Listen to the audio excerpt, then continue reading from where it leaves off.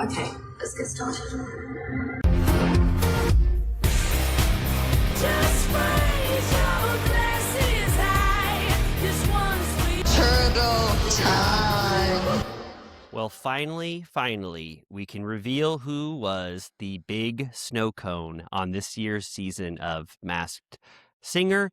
It was Heidi Montag. And when she was revealed and she took off the snow cone helmet, you could not imagine the uproarious cheers and laughter that accompanied it. So congrats to Heidi Montag for hiding your identity in that snow cone for that long. Amy, did you happen to see this reveal? Wow, I did not. I just had to quickly look up. I always want to see what these costumes look like. They have a costume budget. I know. It's really an underrated aspect of Masked Singer, of which something that I don't think about this show at all, but whenever I see the costumes, it's like, wow, yeah, they do a crazy, cool job on them. You know what I mean? Like, look at this snow cone. Everybody has to take a peek at it. It's so cool. Donuts for arms. You know what I mean? I'd love to watch a featurette on that costume department. Me too. So does it mean anything to you? I mean, we were kind of talking about how we were going to discuss this. Did it mean anything She's had a to you? rough year. I'm glad Really? that she could get this win. Good.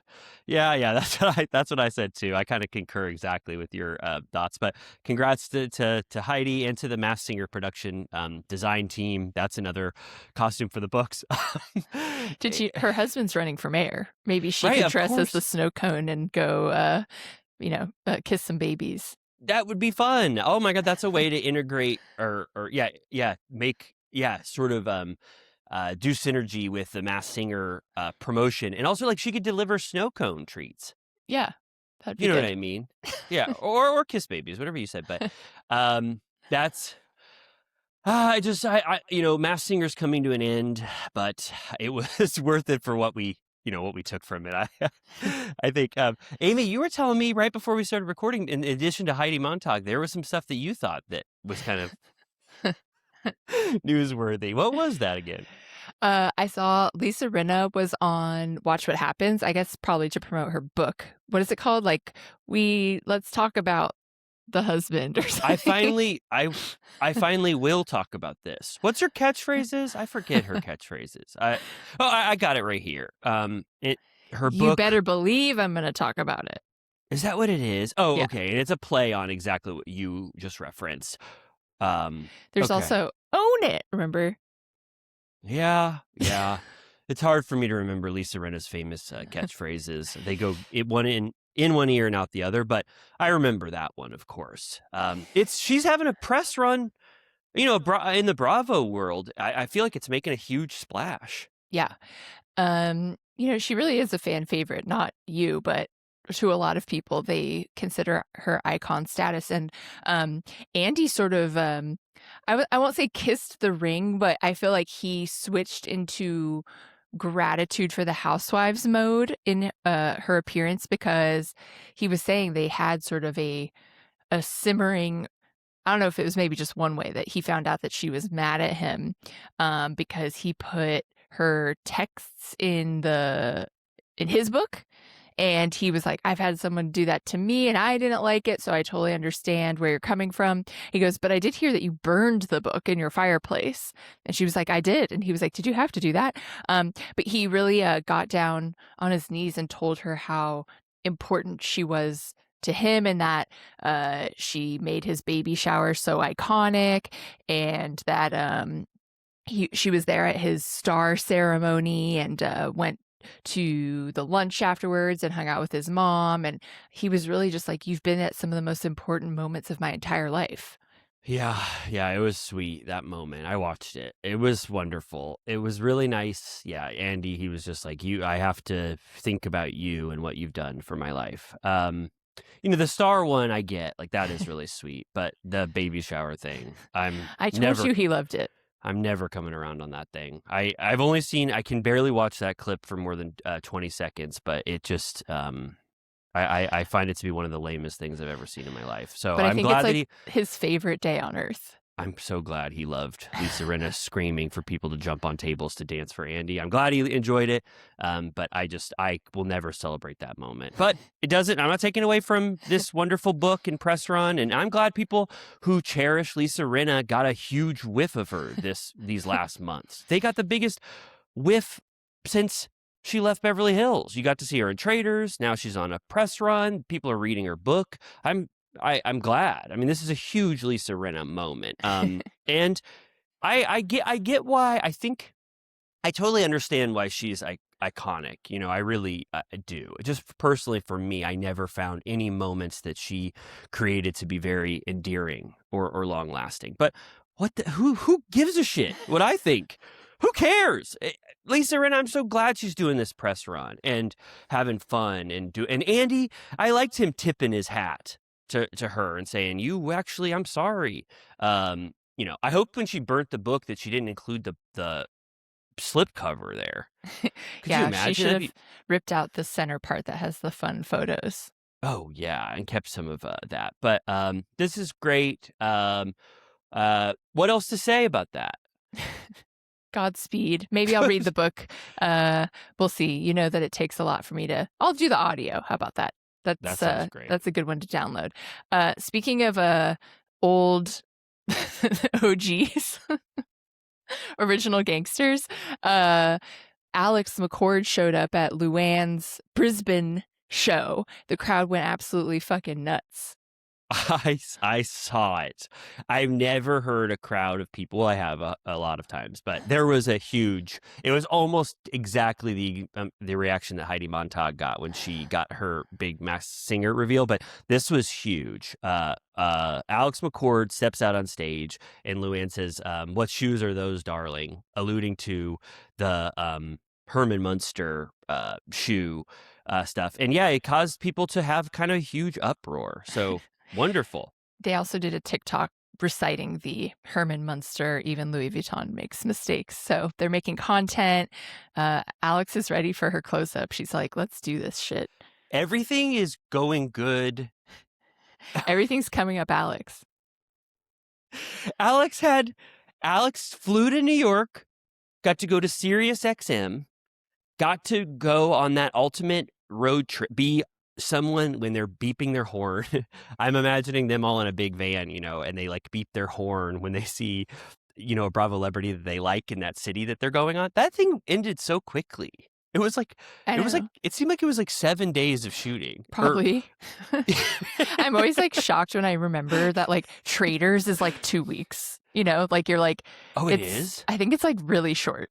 Really? Oh because my God. I think that the people that get eliminated, they still have to stay. They just have to be trapped and quarantined in the hotel so that no one knows like who went first. Oh, I'd make a lot of noise, like I'm a ghost in the castle. You know, like be screaming or rattling a bunch of stuff. You know, like I'm still here. That sucks. Yeah, that sucks to have to be. I think in Survivor, which is what I was thinking of that too, it was a little longer. Like at first it was like 39 days and you really felt the wear and tear that comes with that long, but then they shortened it for production reasons too. So now people say, oh, it's way too short. You don't even get to like, you know, not have a bunch of food for very long. Yeah. Speaking of, we were talking about it before, but Mike White is on again. Was that on like last night? Yeah, the premiere. I'm in Florida now, so this is why I'm horrible at the news and why my place looks so shitty and why everything is wrong with what I'm doing. Hey, you have Marilyn over your shoulder. Yeah, I love that. I grabbed, at first it was just like nothing, nondescript, but I found a Marilyn Monroe portrait in the closet, so I put that up for a little joie de vivre behind me. But like your prison cell. Yeah, a little bit of fun stuff behind me, but yeah, no, I'm blowing it. But the reason why is because I'm in Florida and we were traveling all day yesterday, and I got to watch Survivor 50 on the plane with subtitles while Penny watched Bluey. And 80% of it are returnees that Survivor fans are freaking out about. I mean, it's like Ozzy, coach, and then Mike White. And Mike White did one of the coolest things of all time. He's now so famous in the world because he's a famous Survivor player, but also he's 10 times more famous as the White Lotus creator too. And he goes, I got something to show you all. And he pulled up his shirt and he revealed that he has a huge 6-pack like nobody's ever seen before. He didn't and this is, I'm not saying anything about body image or that it's cool or not to have one, but he just goes, look at what I've got. Former pipsqueak. Oh, yeah, I mean, you said it, not I said me. it. You said it, not me. But he goes, check me out, Survivor 50, and he pulls off his shirt, and he's fucking ripped to shreds. I've never seen anything like. You could cut you can cut diamonds on his abs. It's so insane. And then he starts doing this. Was very out of character. He started doing classic, like bodybuilding poses or whatever, like a surf movie, and people were just I don't know why they left 5 minutes of that in the edit, but it was cool, and I was watching with subtitles, so I couldn't hear what was actually going on, but a huge win for everyone, I think, to see Mike White back on Survivor 50. Yeah, I just sent to my friends. I went in, I never go on Facebook, but I was buying something on Facebook Marketplace, and I found that I had a memory from 17 years ago, February 23rd, 2009. Still can't believe Mike White is on The Amazing Race. Ha ha ha. Really? Wow. He did really well on that. Imagine. Little did I know he would be a fucking phenomenon 20 years later. Totally. I thought it was so niche that I even knew who he was 17 years ago. And you said he did that with his dad, right? Because I never watched it. He talks about, like, I think when he talked to Terry Gross, he talked about how formative that was for him and his dad's relationship, that they like got to do that together and stuff. He loves it. And he said why he went to Survivor is because he just said that even though he's about to film White Lotus and they had to, I think, push back the schedule for HBO to accommodate that, he was like, I have too much FOMO and I love Survivor too much to miss out on the 50. So it's so cool that he loves all this stuff. HBO will do whatever the fuck he wants. It's totally. Their only hope. Yeah. Oh my God. They're like, now that A Night of Seven Kingdoms is over, they're like, we got to get White Lotus. But I keep seeing people on Twitter and stuff saying how Jennifer Tilly should be on. And I'm like, she should. Tilly on White Lotus? Yeah. I can totally see that. Oh, It'd yeah. be great. Oh, yeah. I can't think of what kind of stuff happens in White Lotus, but like. Someone said that she could be like Tanya's sister who's like coming to find out what happened or something. That would be good. And that same guy, that keeps looking, that we don't really know that guy. He keeps Uncle Rico. Uncle Rico is kind of like, he's there at every single Four Seasons. It's not at a Four Seasons this year, I think. Oh, wow. Did you hear that news? Breaking the mold. Is it France? I think I think I heard it was France. Did you see the little tidbit that Uncle Rico, sorry to not put respect on the actor's name, was Noah Wiley's T-ball coach? Or like Little League coach? Oh, I never knew that. I think that the first season is still the strongest, but I'm along for the ride. I'll take it. Me too. just put me to bed, tuck me in, tie me up, and let me just put on White Lotus and let it wash over me. I'm all on board. We should be so lucky. Yeah, come on. Let me just watch this kind of stuff. So I think that was there any other news that we wanted to talk about? I mean, no. I mean, we were saving it for last because it's just like too fucking sad to lead with, but everyone has heard at this point about Mary Cosby's son, Robert Jr. It's like the worst thing I've ever heard in my life. It's so sad. I feel so badly for her. So we just wanted to send our thoughts her way. It's like, it's too much. I can't. Yeah, same here. All my thoughts and love go to Mary. I can't even imagine what she's dealing with right now. So, all of our love from us to you, Mary. I'm so sorry this is happening. I think to bring a more production angle, I think they were beginning to film this week and they're going to push. So I wonder if she'll just split off and like not do this season, or at least like be super delayed in it, or like how they're going to handle it from that angle, because obviously it's the most sensitive thing in the world, but it's also like super real. So I'm curious if she'll like want some of it featured, because she was so vulnerable with that topic last season when it was super powerful. So I wonder how they'll handle it, or Yeah. maybe they'll just have the other women film. I don't know. I would think so. I would think that Mary will need probably more time. I mean, I don't know, but and then the cast, obviously, they're going to reckon with it no matter when they start filming. So Yeah. maybe give them a couple weeks to process this, film their reactions, and then hopefully, I mean, whatever Mary wants to do. But I Yeah. assume that she would be a part of the season in some way to deal with this. But Yeah. I was thinking about it and I was like, is this unprecedented? And then I think the only other situation like this I can think of is Lori from OC. Her son had a similar issue and sad outcome. Because I'm like, the Housewives, we haven't had to deal with this very much. yeah. So, and anyways. it's sort of, it's just like it kind of, nothing compares to this tragedy, but glad we were able to talk about some of that other stuff. But Mary, we send all of our love to you. But now let's conclude news, because what can we say after that? We're gonna be back with Southern Charm. And then we're going to talk about Beverly Hills. So stick with us, please, for the love of God. But Amy and I are going to take a certified turtle piss break and kind of collect our thoughts before we talk about Southern Charm. BRB. Well, that was one hell of a news segment. I'll say. I can't believe the kind of stuff that we were saying. Well, I can't wait to dig into this rip-roaring episode of Southern Charm, Kiss and Tell. Yeah. Yes. Did you think it was ripping? I thought it was ripping. I had a good time. I was like, love being here down in Mexico with my wild and crazy friends.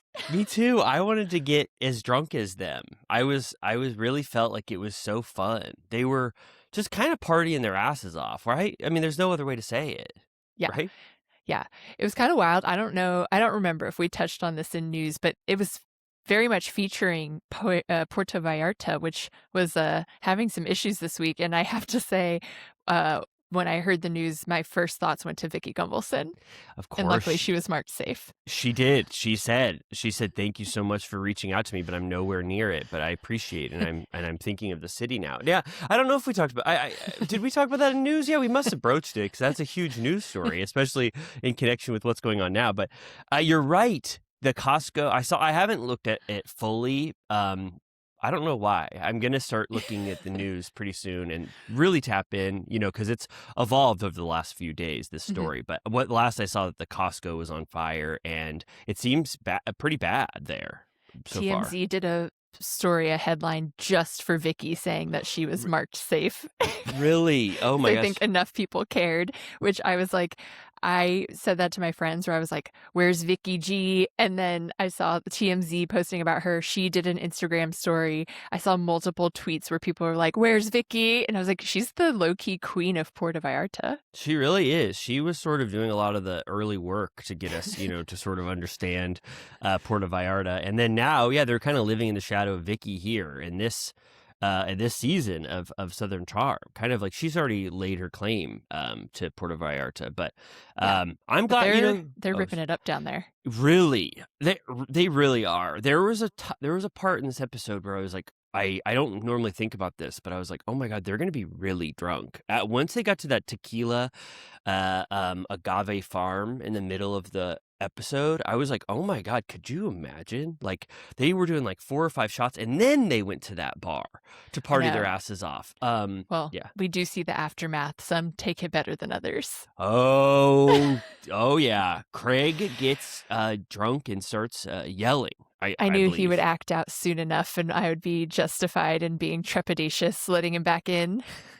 He gets pissed. We'll talk about it. But for the most part, it was pretty. Well, we start with it's kind of bookended actually by Craig blowing his stack. Yeah. Right. In the middle though, there's partying and surfing and ATV riding and going to that wonderful meal with the tequila shots at that agave farm. But then Craig, you're right.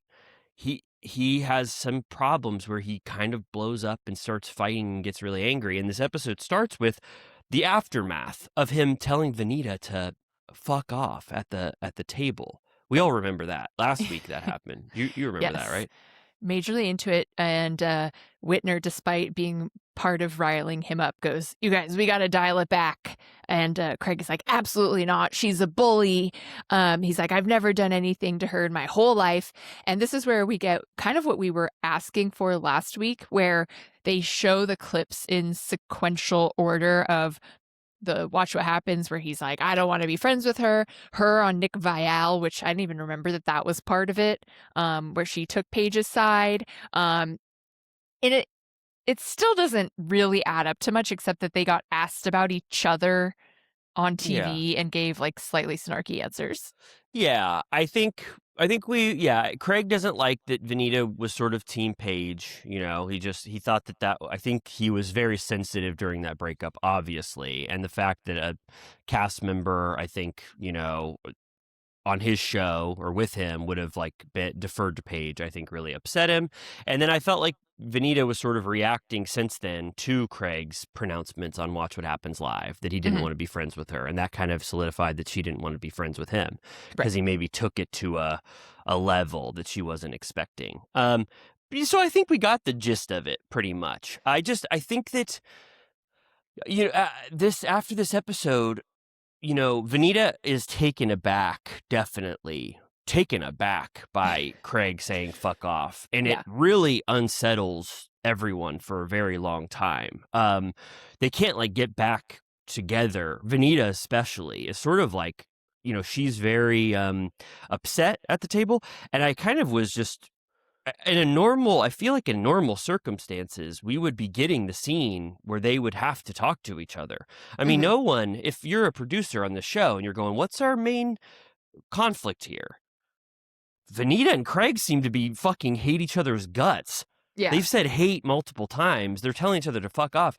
At a certain point, those two cast members have to talk to each other. So I almost was a little bummed out for Craig that I feel like he is kind of able to have friendships with everybody, and they kind of just tolerate Craig having these outbursts, you know, but he can still enjoy the trip. But Venita couldn't anymore. It was really like she was upset and no one defended her, which we'll get to. But I really wish that at a certain point, Craig would have just gone up to Venita and like had the conversation that he's supposed to have, that every cast member has to have at a certain point. So they're really sort of letting this go for too long without both. And I feel like it would be maybe like a 5-minute talk to just sort of reconcile this thing, but it hasn't happened yet. It's not that deep. He's like, "You didn't know me and Paige. Just be a kind person and don't talk shit on people's relationships." And she goes, "Is the tantrum over?" And then Sally jumps in to defend Venita. She's kind of the only one, which people feel guilty about later. And then Whitner's like, "Craig, I love you, but you come off too hard." And he's like, "Well, too bad. It's over. I'm sick of this shit." And then Venita goes and sits with the ladies and she's like, "Don't touch me or I will cry." Like, she really gets upset when she has a conflict, which is unfortunate. Yeah. I mean, I just, a part of me wants, I guess I'm so used to conflict and resolution, which is like the defining factor of all of these shows, and we're just not getting the resolution, and it's casting a sort of cloud over this entire trip, and I could just tell that I kind of just felt bad that Venita, because she knows that nobody rallied to her side over Craig, she feels uncomfortable for the rest of the trip. And, you know, I don't want her to feel uncomfortable. Like, even from a personal standpoint, being on that trip, like, her trip is going to be ruined. Like, she can't have fun. And so, I don't know, like, I wish that one of them would be able to just talk about it. But they don't this entire episode, you know, they're kind of just... They a lot of people talk to them about the conflict, but they never get to have that one-on-one. Venita can't eat. Yeah, the no food appetite. comes. Lobster tail down the drain. Lobster tail, the biggest. Oh, it looked so. All of this food looked good. Lobster tail. At one point, I think Austin gets mussels, and Sally goes, "Are you talking about your muscles?" And then she grabs Austin's muscles. You know what I mean? Yeah. Like, grabs And then them. she's like, "Do you want my meat?" And he's like, "Oh yeah." And she gives him some steak. And then, you know, she's very touchy-feely and she goes, "Do you want to walk me to the bathroom?" Which, I don't know why she would need that except for, you know, her underlying reasons. And we do get to see that there is a if you want to call it a hot mic moment, it's it's just because the cameras aren't in the bathroom, but you hear their like nasty smooch sounds through the bathroom. Yeah, yes, totally. She goes, get in here, and he goes, holy shit. And then you hear a bunch of rattling and banging or whatever, like doors and stuff, it clattering, and then makeout, classic makeout sounds, sloppy, flappy lips, and wet smacks. And yeah, I guess they were, you could say that they were running to get away from the cameras. They didn't think that they'd be filming the toilet. They were just like one step ahead, and they knew the camera people were diverted to the cars. But I don't think they were really trying to, hide it in any way. No, I mean, they reveal it pretty quickly. Filmed to everyone. interestingly, though. Like, like a look at a bathroom. Like in a documentary or whatever, where it's like replicating of what took place, and they'll just show the scene and then have the audio piped in. It was kind of like that, but for kissing. Yeah. Right. So yeah, we get the morning. Everyone's hungover. Sally's like, I think I'm still drunk. And then she reveals to Charlie that she made out with Austin. She goes, I can't wait to do it again. And Charlie's like, me and Craig just talked the night away. And Sally's like, that's weird. Yeah. Yes. Austin's labeled a good kisser. Yes. He's been marked as a good kisser. Yes. And she can't wait to do it again. Rodrigo takes 5 Advil in the morning. That's a 5 Advil hangover. And then, Charlie with Sally doesn't want to admit that her and Craig have ever done anything. This is the most chaste relationship in history of 3 or 4 dates. Yeah. Oyster date, nighttime romance date, multiple, I'm sure, day hangs. And at this point, Charlie has not admitted to Sally that she hasn't kissed. And at a certain point in this episode, they kind of go through it a lot, Sally and Charlie. But I kind of, I'm so confused by Charlie's relationship with Sally and why she feels so uncomfortable admitting a very innocent fact about something that Sally very clearly knows. Yeah, strange dynamic. But yeah, we'll get deep into that towards the end. They go head to head. Also, Rodrigo feels bad about not standing up for Venita, and apparently rightfully so, because when he runs into her in the lobby and goes up to her, she's like, I'm not very happy with you. And he's like, oh shit. Okay, well, sorry. Yeah, they all feel bad. Austin, too, at some point. Everyone feels bad that they should have stopped that onslaught from Craig. But Craig, like I said, he's holding his head high. He's got a Coors Light, and he gets multiple other Coors Lights, and he's able to just have fun. He doesn't have the same feelings that Venita has for this trip. He's in his cups today. He's in his cups. I also want to shout out, I just love whenever Shep accidentally reveals that he's old. Charlie, because they were going to go from one event to the next, so she brought a rolly bag, and he's like, you're bringing a whole suitcase? Who are you, Diana Ross? And I was like, okay, Andy Cohen, were you born in 1959? Who says that? Oh my God. To someone who's 23 years old. Yes, known glamazon Diana Ross. Shut up. Who had the big suitcase? Charlie, who's the youngest one there. She's probably like, huh? That's great. I didn't notice that. You're going to be ready for Mr. Blackwell's list. She's like, the fuck are you talking about? Yeah, I'll be honest. I'm 40 and I don't really understand those references. What is Mrs. I'm extra old at heart. What's the last thing you said? It was the original best dress list, but it's from at least the 50s, I think. Then Shep says, "Hey, we're going on 2 different types of trips: ATV/tequila tasting, or surfing /tequila tasting. After they both get to arrive at the same place, but 2 fun activities. Which would you have preferred?" It's kind of I would on a different day want to do each. I liked that the ATVs led you to a destination, it was practical. But surfing is cool. I'm actually assuming that I still get to go to Mexico. Gonna take a surf lesson. Yeah. So I'll get to do that. Is it in question? Well, we'll keep an eye. I'm not going anywhere near Puerto Vallarta, so hopefully there's no other shenanigans in other parts. Yeah. We've got to stop these cartels. Anyway. I'll do it firsthand. Yeah, if you're there and you feel the urge, you could stop some stuff from going on. Anyway, they are having so much fun surfing. I mean, what do you think about this? Surfing? Oh, Shep is surfing his ass off because he's been surfing since the days of yore. Yeah. Since season 1 or 2, he's always been surfing. Yeah. Right? And then Charlie gets the total Wipeout edit. They're basically playing the Wipeout.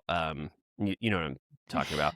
The Wipeout song, and Charlie blows it 6 or 7 times, face first, backwards, and she goes, I don't know what she says, something like, maybe I'll get better at surfing someday, but for now I'm so shitty at it. Yeah. Vanita doesn't try. She reminds No. us what happened when Craig had to rescue her, the only good thing he's done for her. So she just lays out a blanket. But yeah, both of them, they're kind of just fun things that then lead to conversations. At the ATVs that end up on a beach, Austin reveals to Craig that him and Sally made out. And he's like, I had to respect the move. Like, when she tried it, I was like, hey, like, why not? I respect it. Yeah, he thought it was cool as hell, pushing in the bathroom and kissing. And Craig says, even though I never wanted to have more first kisses in my life, they are the best. Because he's so weird. Like, every single thing he says is framed through this, like, I'm looking for my forever love. Like, who thinks of, like, I never thought I'd have a first kiss again? It's like, you can relax. It's really not that serious. Oh, well, I like Craig, and so I took it as he really had his heart broken by Paige, and so he doesn't want to not I'm allow. like, we've moved on. Right. Yeah, he's still in the throes of it, and I think he's trying to. I don't know what the timeline is, but I took it as he's still thinking about it, and also in the edit wants us to know that this is not his wish. Right. He doesn't dream to be with Charlie. But then at least he gave you a little bit he was a little bit like sly. He was like, but I damn sure do love them when I get them. You know what I mean? He gave us a little something. And then he goes, making out is just fun, he said. Just pure fun. Yeah. And then he goes, and also I have very much kissed Charlie. And Austin's like, you dirty dog. Does Sally know that? And I'm like, Craig, you know that's the information superhighway to Sally, right? Like, you basically just told her. Which maybe he wanted. Yeah. You just put that secret in an Uber and sent it to a friend. You know what I mean? Yeah, you Did dialed. you say superhighway? Yeah, it went right. Speed dial. Yeah. You basically just had a speed dial alert because Austin's going to tell Sally immediately. I have to suspend disbelief about all this stuff. I just don't understand. I don't understand what's going on. I know who Sally is as a human, and I think she has human characteristics, and she behaves like a human. But I don't. It's either a storyline that she's selling to try to get us on board, or she's not articulating her true feelings and hiding them so deeply that I don't understand. But I just don't. I will never understand why Craig and Charlie have to hide from Sally, and it really comes to a head later. But it's Sally is going to find out soon, and it's going to wreck her day. I mean, it's going to ruin her life when she finds out that Craig and Charlie kissed. And then Craig says, "When we're alone in Charleston, you should see Charlie and I." We're like Jay Gatsby and who did Gatsby date? Daisy Buchanan dated. He wants Tom. Daisy Buchanan. Yeah. Oh shit. Yeah. You set yourself up to fail. Yeah. Tom Buchanan and Daisy Gatsby, and then Jay Gatsby is Sally, looking longingly, being like, "What the hell is wrong with this?" Green with envy, like the green light of the Long Island Sound at the blinking light at the end and beginning of Great Gatsby. But he goes, but then when she's with Sally, she's scared as hell. And when you say scared, I'm like, no, she's not scared. That doesn't accurately convey what Charlie is. She's fucking scared. She's terrified. It's a nightmare. I need to show YouTube her face. I think Megan brought up a good point that this is absolutely going to be immediately on Drunk Drawn, but quite possibly as we go to YouTube right now. Quite possibly as we speak, this is already. It almost is Drunk Drawn-esque right already. Now. He doesn't have to do anything. Charlie's mortified. I mean, I want to talk about it now because it's kind of the central thing. I'm just like, I don't I don't get this deference to Sally at all, and it's the only thing I can think of in Charlie's defense is that she is Sally's friend of, Mhm. and she feels some sort of deference to the person that brought her on the show, and Sally is holding that power over her and like trying to behind the scenes shape how she appears on the show. That's why she chastises her for how she talks to Shep and how she maneuvers in the group. But that's the only thing I can come up with to explain how Charlie's position towards Sally or her deference to her in all these It situations. just seems like an unhealthy dynamic. Like I've had that in years past where all of a sudden you're like, you realize that you're sort of like deferential to someone or like afraid to disappoint them or something. And you're like, why the fuck do I care? Like all of a sudden one day you'll wake up and be like, fuck that, which I Yeah. hope that she has. I hope so too. I want Charlie to be able to scream that she kissed Craig and do whatever the hell she wants. It is so weird to have to think about Sally for even 1 second, especially when Sally's doing what the hell she's doing, making out in God knows toilets what. with God knows what. Okay, back to surfing area. Shep just caught hung 10 for about 5 minutes. He says these are the most epic waves he's ever chomped. Yes. He's having so much fun. And then Vanita goes, we have to have a lunch with bullies. Right. Can you believe we have to eat lunch with people who we don't want to eat with, these bullies? Which I was like, oh, Craig called you a bully. Yeah. And now you say Craig is a bully. Right. It's like we need to all come to an agreement of who's the bully here. Craig said it first. And then Vanita called Craig a bully. They both feel bullied. It feels like truly like a 50-50 situation where they just feel wronged for the exact same reasons and they just don't care about each other enough to Yes. resolve it. So it's just kind of moot.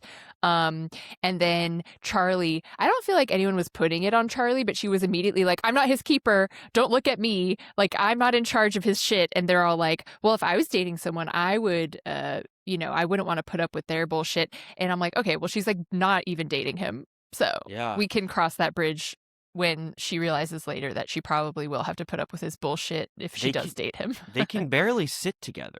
Right. Like they're not even allowed to sit at any dinner together. Like it's not like they're dating at all. But they're trying to make Charlie ashamed of Craig's behavior or make Right. her speak negatively of him. And by the end, she will be.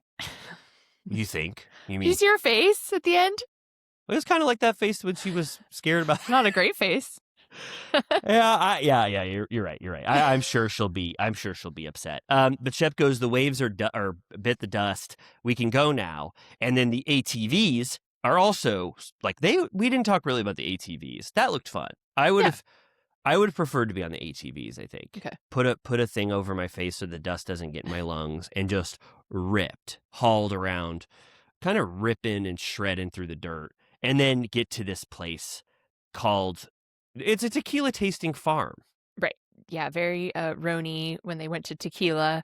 Austin reveals that he's sitting next to Sally and he's like, did you hear that Charlie and Craig made out? And she's like, oh my God, like what? And then Rodrigo finds out and he's like, how do you say shook in Espanol? And they're like, the same way. And he goes, yo shook. Yeah, he says yo shook. I thought that was really funny. He's shook by the idea of Austin and Sally kissing, right? He just can't Apparently believe it. so. He can't believe it. But I mean, they're I guess you have to say that they're both kind of, horny and willing to do sexual stuff with each other. They've broken the seal. So now for the rest of the episode, they're just like smooching here and there. There's like a sexy shots thing that happens later. And they're just kind of at this point, now that it's occurred, they're just like, like we'll kiss here, we'll kiss there. Like, who cares? Yeah. It could even lead to having sex at some point, quite possibly with how things are going. The tour guide goes, let me show you around. We can sniff or scratch or bite anything we want. And Sally goes, Austin, come over here. And the guy goes, stop it now. I meant the agave plants. So that kind of gets nipped in the bud, that kind of sexual illusion. For now. But everyone's getting lit as hell on this. Like they're doing like multiple tequila shots. But before that, Austin apologizes to Vanita and she's like, yeah, it would have been nice if you would have stuck up for me, but like, thanks for even saying this. And then she's like, Craig is just mean to people. And he goes, there's two versions. There's Craig and there's Craigy. And I guess Craigy is like good. Like Yeah. Craigy is fun and nice, and regular Craig is an asshole. Yeah. Did you know about Craigy? I don't think so. I didn't know what he was saying before. I was like, I like that his regular name is the evil one, and he has to turn into someone that's nice. yeah. I kept having to think about, I didn't know what, I thought they said crying Craig versus cranky Craig. Like he only has two horrible things that he does. But it was no, Craigy is fun and sweet. And he goes, and he's been selling me Craigy all day. And then they show Craig, and he's, Craigy. And he's having the time of his life. He's dancing. Except he turns into Craig for a second when he sees that Austin and Vanita are getting along. And he's like, if someone treated Austin like that, I wouldn't be palling around with them. So he's starting to turn. Oh, he gets daggers at them. He points his Craig daggers. But who knew? I only knew him as one. But Austin, who knows him more than me by far, he says he is two different people. But Craig, you're right. He lapses into Craig for a minute at the table. But this is when the drinking is kind of like, oh my God, like Reposado, rum barrel or Merlot or wine barrel. And those tacos keep coming, and they're just chugging them all. And a lot of crosstalk. Like, you don't know what the hell anybody's talking about. And you can tell that they're getting completely wasted. Yeah. They're like, Craig's like, where's the rum barrel tequila? All I want in life is to be Captain Jack Sparrow. And they're all like, I know what you mean, brother. Yeah. Yeah, I don't think I'm learning a lot about Craig or Craigy. I didn't know that he loves Jack Sparrow so much. He stopped growing in 2003. Yeah, all of his culture and everything he ingested ended there. He should have, remember when he was the greaser in Summer House? Yeah. And then the Rufio, of course, we'll never forget this season. He needs to, if they ever do Disney Character Day, if there's some sort of IP swap that they can do with Universal versus Disney, that would be wonderful if he was able to ever do. I Jack can picture Sparrow. it exactly. Yeah. Do you think because he loves to wear the eyeliner? Yeah, that's what somebody said. He loves any chance to do eyeliner. What do you do? The hair? You think? Maybe they sell a hat that has the hair attached. That would be good. That's with the coins in it and like the scarf. That's probably best case scenario. Just to be like, well, blame it on the hat. Everything came with it. And then Jack Sparrow has such characteristic features: gold teeth, very tan, sort of like greasy, very tan, characteristic mustache and facial hair with, if I remember correctly, beads dripping off, right? Beads. He's very Keith Richards. A close personal friend of Johnny's. Isn't it a combo of Keith and someone else? Didn't he ever say? Isn't he? He goes, there's some mystery person that you'll never know. It's Keith Richards combined with someone. Maybe and he goes, one of the members of the Hollywood Vampires. Oh, right. That was his band, right? Yeah. Oh my God. He was such a, the Viper Room in the early 90s. Have you seen a documentary about that? No. Oh, it's it was pretty wild. It would be like you'd be in there, and then the guy from Counting Crows would be like, "Hey, I'm done drinking beers. I want to get up on set or on the stand and start singing a song." And then he'd be blasting what's the big Counting Crows song? He'd be like, "Shut up, everybody. I'm done having a beer. I'm gonna get up on stage and sing a song." And they'd be like, "Oh, this guy sucks. Oh, Mr. Jones." Oh. And they'd be like, holy shit, he's got a hit on his hands. It was very much the Incubus for a lot. Oh, wow, not Incubus. Incubator for a lot of rock that was going to take place in the mid-90s. Right. Yeah. I always think about how by the time I made it to the Sunset Strip in like high school and stuff, all of those venues are like pure shit, and like anyone can play there, or like, you can like pay to play, or you would go see a random band at like the iconic like Whiskey A Go-Go or like the Roxy or whatever, and you're like, this place is gross. Oh yeah, don't get me started. When I started going in 2013, it was like basically hollowed out shells of their former self. It was like, have a shot and get the hell out of here. Sticky ass floor. Is the Troubadour considered one of those places? I went there a lot. Yeah. No, I mean, it's not on the Sunset Strip, but it's like iconic. Oh, but I think has more like folk roots. Yeah, totally. It's not even close. I went to the Roxy one time. Yeah. Shitty. Yeah, it's not. It's not great, but imagine seeing like like what's the Tommy Lee Motley Crue, like Yeah. you could you imagine like you hop I into didn't want to Roxy? imagine what the fuck they were up to back there. No, it was Doing it would- crimes. it would have been insane. I mean, I'm glad I went there in 2013 instead. They also we're going to a city and we're going to wash up and take a bath and take a shower and get dressed. But we get to go to this party city. It's like King Street in Charleston as sort of a way for them, an entry point for them to know the city that they're going to Did they go to Sayulita on Roni?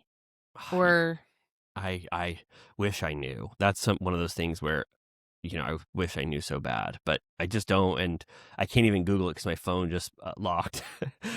So I think that they did. yeah, But anyways, it seems like it's well trod territory. Once productions can shoot somewhere, they tell everyone in the world because it's friendly for production, and that's Right. why we see so many retreads and rehashing of all these different locations. And then it gets a little peek into a different type of conversation, drunken conversation.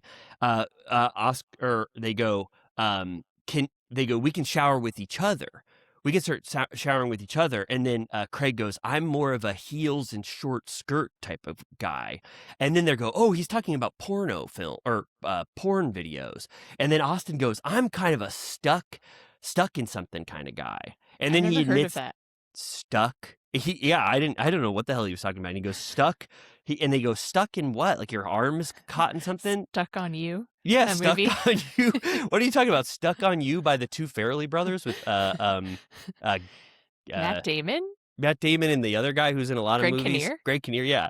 What are you, the Stuck on You brothers? And he goes, no, Stuck on You porn where a stepmom is stuck in a laundry room and her stepson comes up behind her and Molly goes, I don't want to know what the hell this guy's Pornhub searches look like. Did you know that Cher's in Stuck on You? No, I got a little too old. Meryl Streep? Those are classic. Could you imagine those comedy cameos? Like if we had seen it, I was getting a little too old for the Farrelly brothers by the time. I think Shallow Hal was when I was saying, like I'm ready to move past the Farrelly brothers. So I think Stuck on You was after, right? It's 2003. Oh, But Shell House 01, so it was after. See, 2003. I was 17. You're like, I'm done. I said goodbye, and then the Farrelly brothers, they could never make it back after Stuck on You. It was about two brothers who were stuck. They had to make Green Book instead. Well, they one of the Farrellys, I think Peter said, I don't want to do Stuck on You type stuff anymore. Because the movie was almost like a what's that called? Like an analogy for them being stuck together and having to do garbage together. Wow. So they did Green Book, and then they've been split up ever since remember Green Light, Project Green Light? Yeah. That kind of I think that really made them never want to speak to each other again. Damn. Well, joke's on the other one, because what's his name got an Oscar for Green Book? Which one? Peter? Whoever made Green Book. Never saw it. Oh, you never saw Green Book? No. Okay. Yeah, it's good. Oh. It's good. Okay, and then so we get to an idea of their porn history, and then they all get dressed. They go to a hotel in the city specifically just to shower and bathe and get new clothes on, so they can go to the bar in a nearby city before going back to their hotel. Right. Austin's like, why are you being such a pouty McPowderson, Sally? And she's like, I can't believe they kissed. And I'm like, I seriously, like you were saying, I can't tell if she's playing it up or if she's truly haunted by it. But I like the way that Austin handles her. He goes, would you be a nightmare to date? Like, you seem like horrible. Yeah. And she's like, no, I'm a delight. I do everything for my man. Yeah, And then in her confessional, she's like, why are you asking me what I'm like to date? You want to date me? Yeah, he does say that. Yeah, she says something like that. I was like, why are you stewing about this now? You were just at a reposado tasting and it was for 3 hours, and like, you're really letting it upset you? Like, I I don't know. I mean, Yeah. people. I posited this on TikTok, and I was like, "What is going on?" And people were just like, "Sally is jealous." Yeah.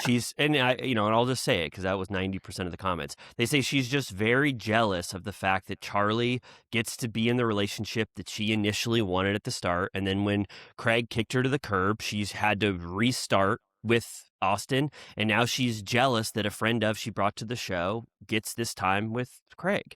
And Yeah.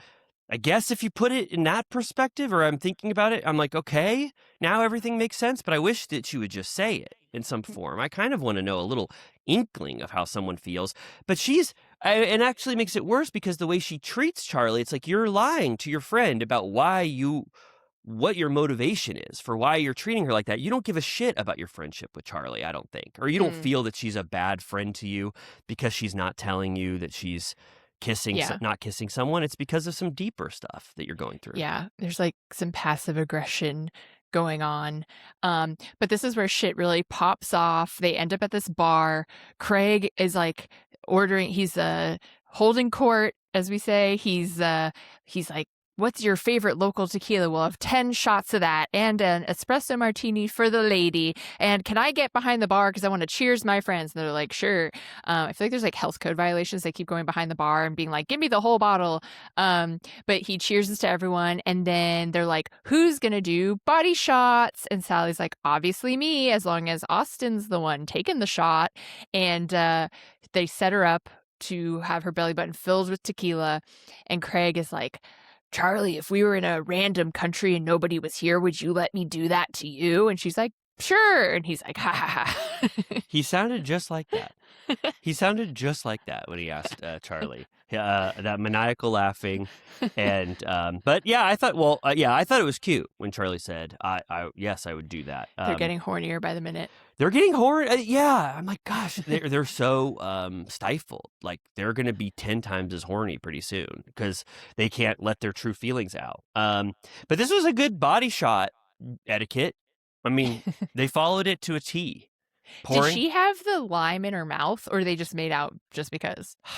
The body shots that I've done have been pour in tequila belly button, salt around the middle of the chest, and then you end with the tequila in the mouth, and then that person grabs it, and then if you want to kiss at the end. But they took advantage of it. Sometimes somebody, if they're like, I don't want to kiss you, I just wanted to do all the other stuff, you just spit the lime forward up, and then that person catches it. So you don't have to do the make out if you don't How many want. of these have you seen?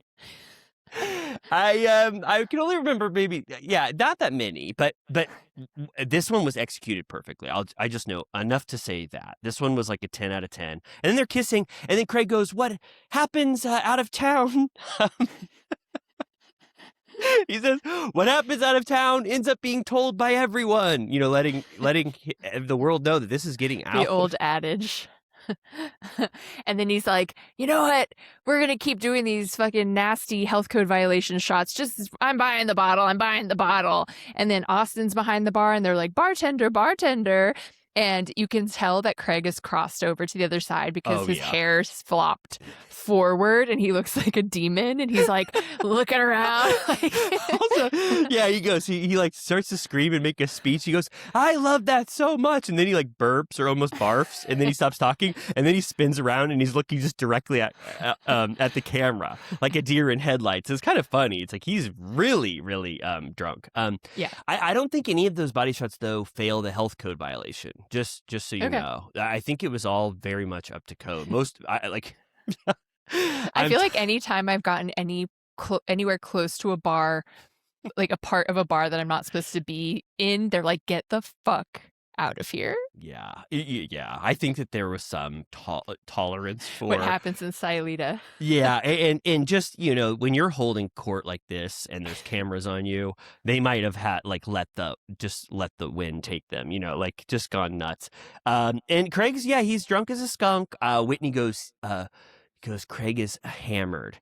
And at one point he goes, I like Craig after 2 drinks. He's much more interesting. But it's all fun and games until he gets to a precipice. And then when he falls off that cliff, it's a full-blown Jekyll and Hyde. Kind of like Craig versus Craigie.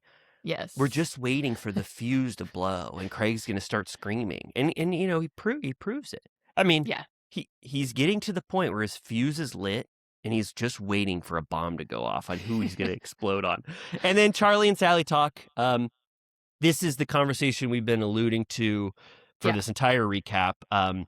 Sally goes, "How's everything with Craig?" Charlie goes, "It's immediately like Nosferatu just got a dagger to the chest and the full light of day." She's like, "I don't want to talk about it. I've already told you. We don't talk about this. I thought we said no, Craig." And I'm just like, oh my God, I'm so sorry. What's happened? What is Sally doing behind the scenes that is causing this sort of madness? Charlie's so upset to talk She's about like, Craig. "If I find out anything, you're not going to like it." But she goes, Sally's like, "Well, I already know that you made out with him." And Charlie immediately looks like she's going to cry as if her life is in danger. And Sally's like, "I mean, my first thought was, damn, that sucks that she felt like she couldn't call me and tell me right after." And she's like, "I'm sorry." She's like, "It was nothing crazy, nothing to write home about." Why in a million years would Charlie have to downplay the style of kissing that it was about her and Craig kissing to Sally? It wasn't that great. There's a reason I didn't tell you because it was nothing, not a big deal. I just, yeah, I mean, I want like a 2-hour documentary about what the hell is going on between Charlie and Sally in this scene. I really don't understand. And also for Sally to say, "Why couldn't you be honest with me?" is just so ridiculous. I'm being lied to. We've talked about this a lot. I feel like I'm in these scenes with them. I actually lived it as a friend. You specifically said that you don't need to talk about Craig anymore with each other because Charlie doesn't like how Sally feels about Craig and doesn't want to hear about it. So this was very well defined. And but I at a certain point though, Sally, I'm like, "I'm fine. I don't understand you at all. But Charlie, I need you to speak up now. I need you to really fight for yourself because." That's what Shep said. Yeah, he did. And I didn't believe Shep. I was like, "Why aren't you chastising Sally for trying to manipulate or control?" But no, now I'm like, oh, Shep knows something more. It's like, Charlie, you can just say whatever you want. At a certain point, it's almost respectable if a friend of kind of leapfrogs over the person that brought them in. We don't care as viewers who the fuck brought anybody in. Yeah. I don't need you to have deference to Sally. That's on you. If you have some personal loyalty, I would respect it more if she was like, "Sally fucking sucks. And I'm dating Craig now. And I don't want to fucking deal with Sally ever again. She treats me like shit." Like that would be so much more commendable. But for some reason, this relationship is I just don't understand it at all. And so she's on the verge of tears. Sally is toying with her because it's not really about this. It's about having the scene, and it's about making Charlie squirm. At this point, I'm curious. So we'll get to next, like Craig acts out, and I'm curious if next week Charlie, where she's going to land, because I feel like so far Craig has sort of been her safe space, but I bet Sally's going to talk so much shit about Craig's outburst that Charlie's going to be like, "Oh, like, I don't know which way to go." But we'll go through the outburst I think first. so. I think you're right. I think, oh God, yeah. It's going to be like ruined. Sally got handed the best like drama on a silver platter by Craig. Yeah, because she actually didn't do anything. Yeah, he kind of misconstrued something that she was saying. She was actually being kind of fun. Craig blew it, but he's drunk. Like we said, he's kind of, he can barely keep his stay on solid footing. And then they go, Shep goes, "It's closing time. We have to leave. It's going to be an hour. We have to go." He gets really he starts to get really pissed. Like he wants to get back. When they said it was going to be an hour back, I was like, that sucks. That's why I was like, Craig is MVP. Grabbing a bottle of tequila and cigarettes and beers for the road. Like that was the coolest thing in the world, in my opinion. But first, Craig and Charlie have to talk. Charlie is not accurately summarizing, in my opinion, how that conversation went. She actually kind of misrepresents and says that she really was able to sort of push back and be honest when it was kind of like pulling teeth to get her to admit anything. And Craig is proud of her. He's like, "Oh my God, you stood up for our love, our relationship. That is so cool. It's cute." But I didn't really see that. It was kind of Right. like, it seemed very No, hard. she was like really panicked. But everyone else is like having a great time. Austin and Rod smooch, and I was like, I love that. And Yeah. then when Sally and Austin get in the car, they smooch, just like a quick little smoochy. And Austin, I'm like, I have a soft spot for Austin for whatever reason, but partially because he's a happy drunk, and I like watching it. He's just like la la la, like he Yeah. almost like never gets pissed when he's drunk. He's just like woohoo, and then Craig is like snarling. Yeah. Yeah. But I think we've talked about this before. Yeah, you're right. If you turn into a monster when you're drunk, Jekyll and Hyde, it's not great. You don't want to get to that place. Maybe he shouldn't return to the drink. But so everyone's like waiting because Charlie and Craig were taking forever in the first place because they were talking about the Sally conversation. So they were already late getting back to the bus.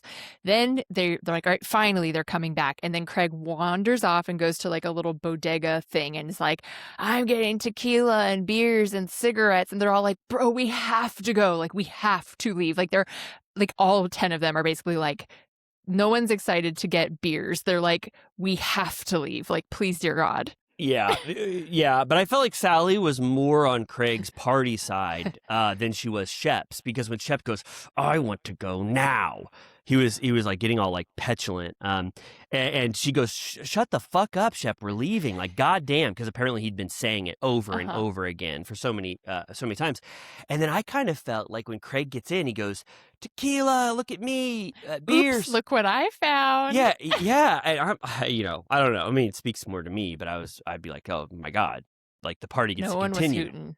I felt like Sally kind of was, because then Sally wants to talk to Craig, and he goes, hey, look at the tequila, and Austin goes, I will not be drinking tequila with you now. I've had it all day. Why would I be doing that, Craig? And Craig's like, oh, dude, because you're my friend.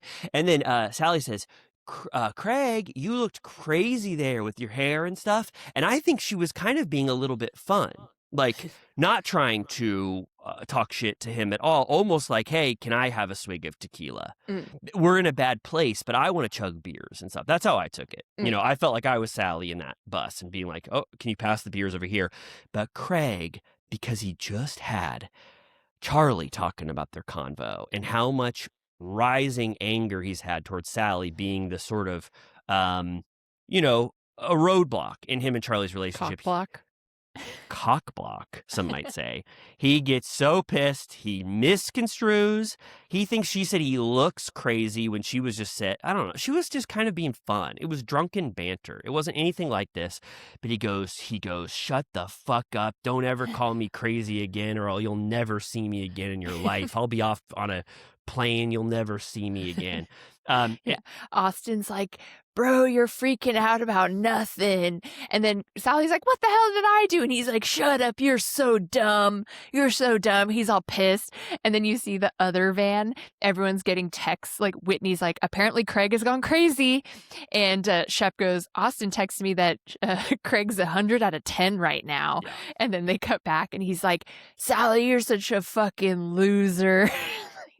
Yeah, he goes, you fucking loser. And she's like, no one knows what the hell happened. Yeah. Charlie is, like you said, she's mortified again. She's shocked in the back. She's not sitting with Craig again. It's kind of odd. She's gasping. Rodrigo's gasping. Sally's like, did I do something that I'm unaware of? And they're all like, no. Charlie's like, no, you didn't. She has to stick up for Sally for once.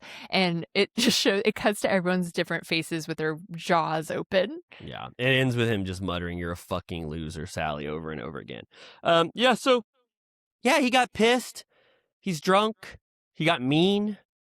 It's also the worst version of this because Sally didn't do anything wrong. It wasn't like she was like making fun of him truly. Yeah. So he just started, he did exactly kind of what everyone predicted. Turned to Mr. Hyde. Dr. Jekyll was nice and normal, and Mr. Hyde was horrible, beating people up. From Craigy to Craig. I forget the kind of stuff that Mr. Hyde was doing. I think he was just drinking and punching or something. Kind of exactly like this. I don't think he was killing people. Oh, yeah, I actually don't know.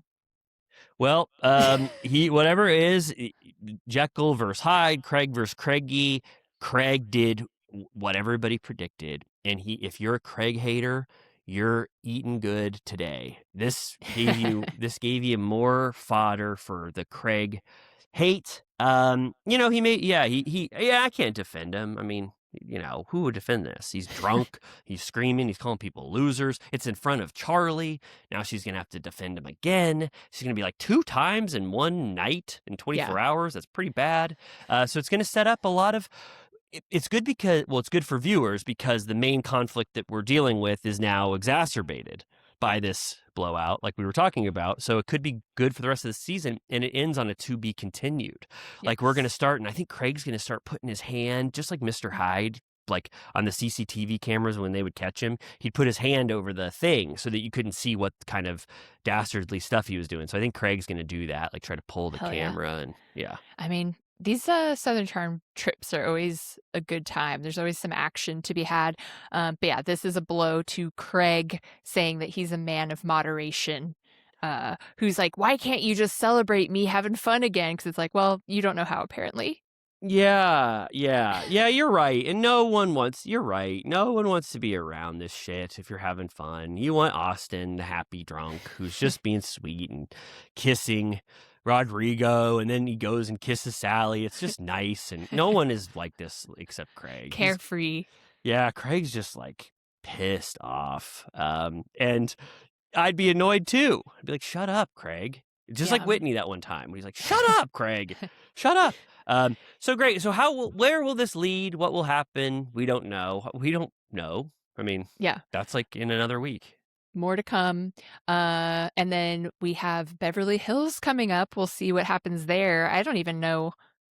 We'll see. I have no idea what this episode is going to be. I haven't watched it yet as of right this second.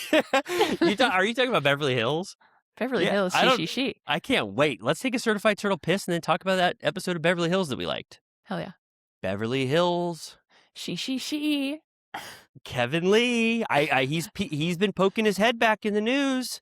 Really? I think he's getting Google alerts, and Turtle Time sometimes gets included in Google updates, and they transcribe our podcast, and he's been popping his head out kind of like a turtle in the sand. Why didn't you bring that up first thing? I should have. I don't know what the hell. That's huge news. No. Yeah, shit. I don't know why. I was saving it for when you said she. But he's been popping his little head out, testing the waters, seeing if he could come back. And it's like, we said, if you apologize for everything you did, quite possibly you could appear on television again. But, we'll see. He's been popping his head out. We'll see. I just saw a video where, do you know who Bobby Trendy is? Bobby Trendy. Is it worth me looking this person up? Okay. He was Anna Nicole Smith's decorator on the Anna Nicole Smith show. And I feel like him and Kevin Lee are birds of a feather. And I just got a video the other day of him adopting an elderly chihuahua. And I was like, holy shit, I haven't thought of Bobby Trendy in a minute. Really? So maybe he should have a show with Kevin Lee where they do events in spaces. That'd be great. Talk about Google alerts. They'd be blown up off the hook. I was just like a freakish little 12-year-old watching the Anna Nicole Smith show in my bedroom. That's fun. How did Bobby Trendy get back on your radar? Was it Instagram? It might have been TikTok. Okay. I was like, my eyes focused and I was like, Bobby Trendy. Bobby Trendy. All right. Well, I'm going to imagine what Bobby Trendy is like, because I'm just not going to, I can't Google it on my phone, but that's amazing. And it's amazing. So I think we should talk about this Beverly Hills episode. What the hell was this thing called? The Price of Divorce. Oh, right. Oh, it's kind of, clever. Divorce is talked about, and then the price is like all the prices we have to deal with of Dorit racking it up spending wise when she's going shopping. Which I feel like I was surprised that that was the total that they were balking at. I was like, $4,000? Like, yeah, you guys carry like $60,000 purses. Like, that's not that crazy to me. I mean, it's crazy to me, like personally, but like, that's the price of like 2 pairs of like very expensive shoes in their world. Yeah, that's me on a bad day shopping. I'm like, that's me when my credit card, I can't get the tap to work. I'm like, all right, just charge me half of what I want to spend. I think it's more emotionally what they think that she's going through. Like they saw they saw it in real time, the impulse. And I think Kyle knows Dorit well, that she would maybe saw some activity that seemed out of character. But when you actually get the total, I'm like, I can't.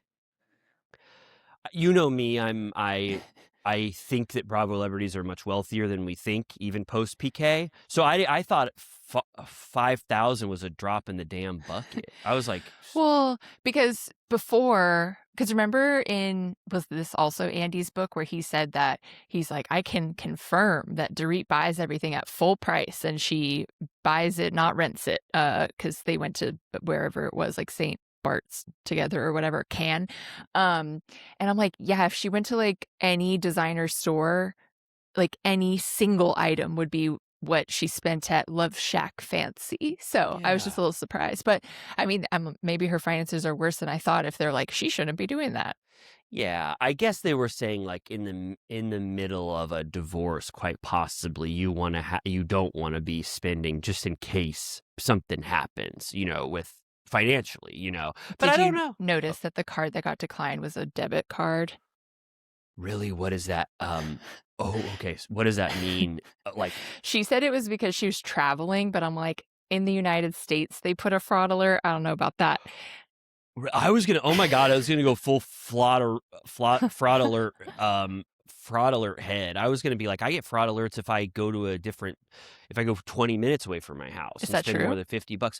No, but sort of as a hyperbolic example. No, it's no, I do get fraud alerts, but you're probably right. If you know the difference between debit and credit, and if you think that it's in the United States, yeah, you're right. Maybe my fraud alerts come from when I'm doing weird activity outside of the United States. I don't think they even do that anymore. Like it used to be, you'd have to call the bank and be like, I'm going to France. And now they're like, don't bother. Like, fuck off. We don't care. Yeah, we're not going to stop your card. Yeah. Mine says, yeah, my statements are similar to that. They're like, what the hell are you doing? But we're not going to do a fraud alert Why are you anymore. wasting my time? Yeah, like you're going to go to home state again, and why did you have to get it delivered? But my statements are a little different. They treat me a little worse. They're just like, can you not? But so I thought let's go through it. Let's talk about it as we get to it. Dorit is spending like crazy, like you wouldn't believe. She's doing the toy. I talk about it a lot, but she's basically doing the Toys R Us toy run, super toy run, but it's not free. She has to pay for everything. Could you imagine at the super toy run if after you were buying a bunch of video games, you were like scrambling and grabbing video games and stuffed animals, and then you go to the checkout and the person goes, that'll be $700, please. You'd be like, holy shit. You know what I mean? It's like the exact opposite of the ethos of the super toy run. Right. But she's doing it. They're still in the Hamptons. I know. I'm going to say it up front again. I know you were probably snoozing, but I'm like, is this my new favorite, like, relaxing show? It, like, lowers my heart rate. I was just, like, on the couch, like, chilling, watching this. That's so cool. Yeah. My heart rate was lowering. No, I'll be honest. My heart rate was beating like a tin drum as fast as possible in an army lineup. When you saw that total, you were like at 112 BPMs. I was dying. I have my Fitbit on and it said, "Calm down now." What are you doing? No, I get it. I get we think we've talked about this. The pleasure of shopping.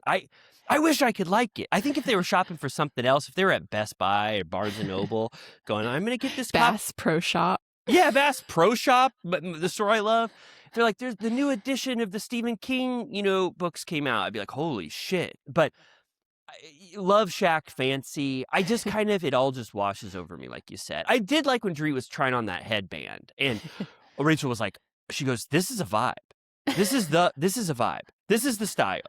And she goes, you can do it like this.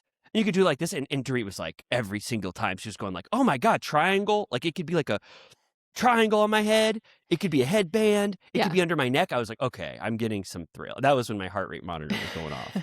Do you think that she was like, this is my opportunity to be styled by Rachel Zoe and to bond with her, so I have to drop $5,000 to prove to her that I'm like a certified shopper. Quite possibly. And to let Rachel be in her element of styling Dorit and be like, I love this. I love this. Look at me being styled by Rachel Zoe. A little bit of it.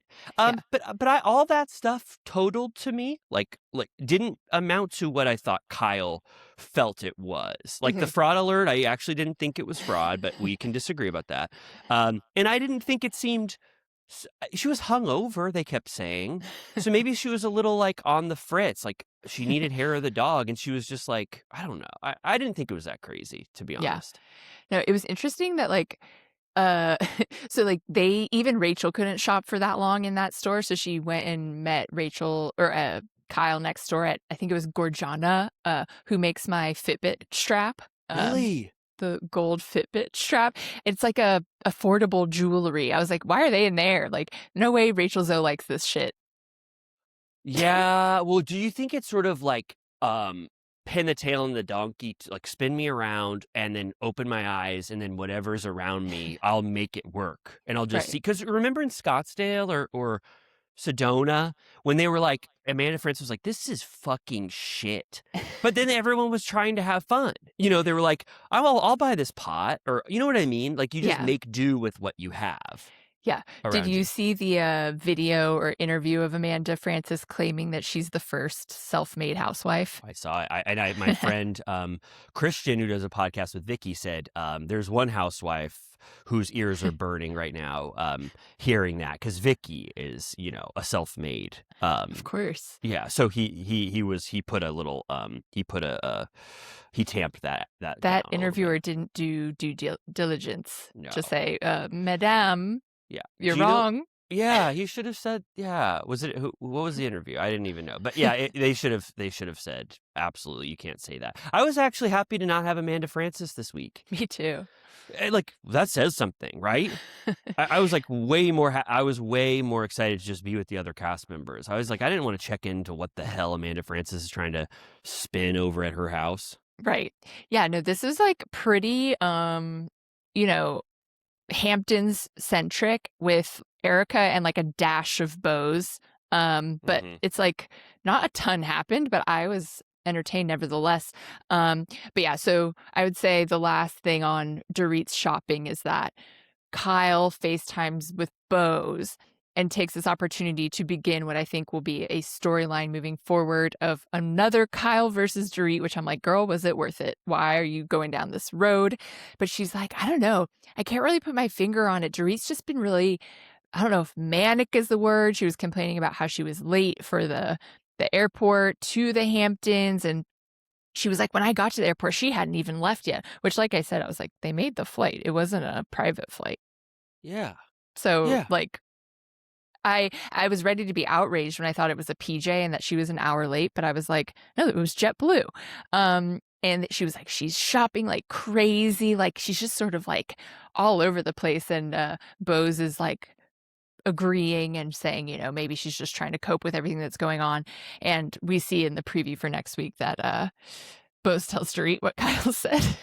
Yeah. Well, when Kyle was telling this to Bose, I was like, this is strategic because it's the one person that is going to tell Dorit within 1 second.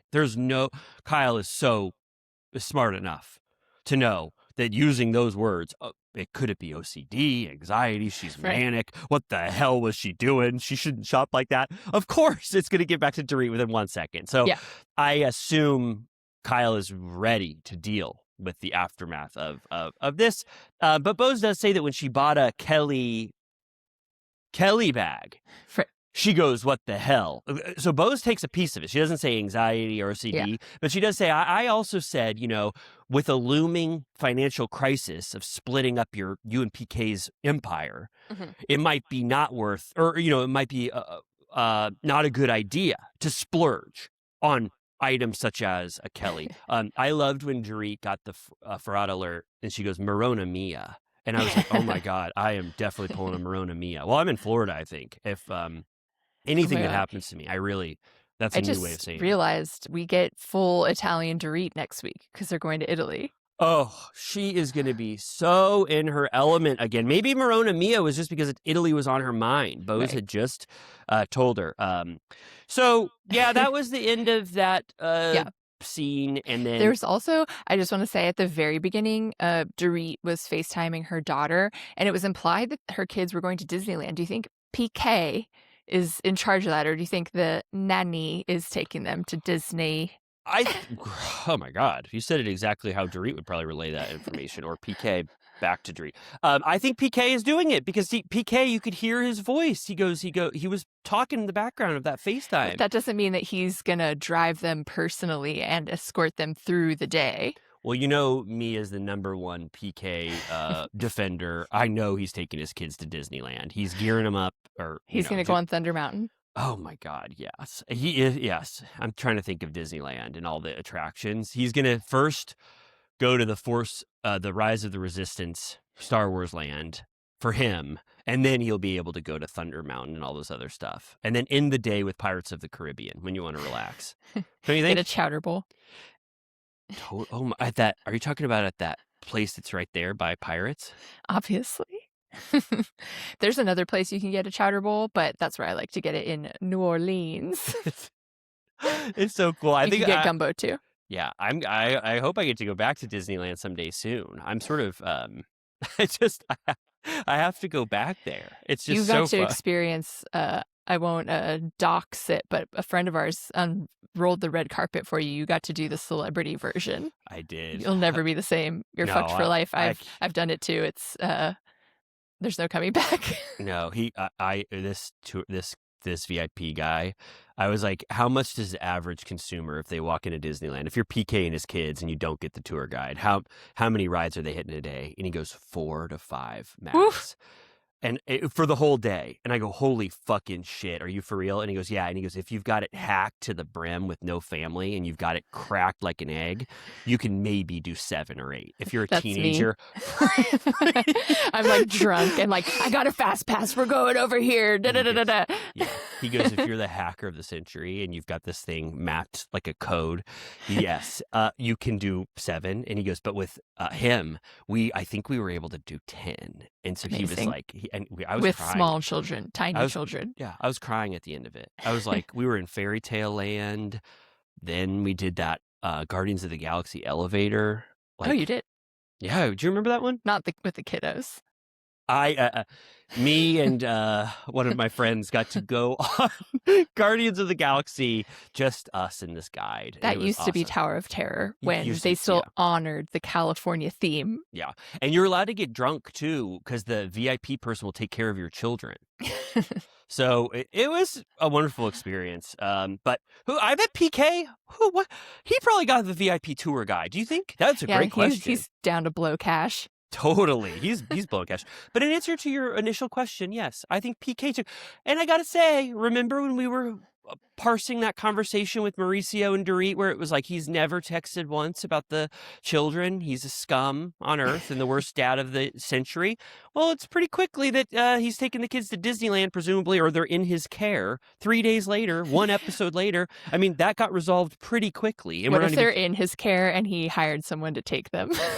Well, that's bad. Or if he waits to Disneyland and lets the VIP tour guide take care of his kids. He drops them off to the VIP guy and is like, I'll be back at 7. Oh, I hope it's not that because that would make it hard to keep defending PK like I love to do. So I don't know, but let's just put it out in the world. Why can't Turtle Time just say I think PK might have taken them to Disneyland? And do you think no or It just yes? seems like his nightmare to me. Really? Like, that doesn't seem like something he would want to do. Oh, I imagine him with Mickey Mouse ears on his head and him laughing, being like laughing. He goes, I can have a beer or 2. Yeah. Drinking in moderation. I'm going to go to the wharf. Yeah. That's where Walt Disney used to poke his head out. I'll stop doing PK's accent, but that's where Walt Disney used to sit and smoke cigarettes right in front of the fire station. You know that little window that he used to. We talked about this already, but in one of the rooms where they have all the photos of Walt, they edited his ciggies out. Of course. Of course. I saw an interview with Tom Hanks being like, I was smoking like a chimney because I was method being Walt. And they had to edit me all out. And he goes, the only thing I got was after I clinched the deal. This is Tom Hanks speaking. Clinched the deal with Winnie the Pooh's writer, or I forget what Mr. Banks was about. He goes, I got to snuff a huge rolled cigarette. And he goes, I got to maintain that in the edit. The director let him. Nice.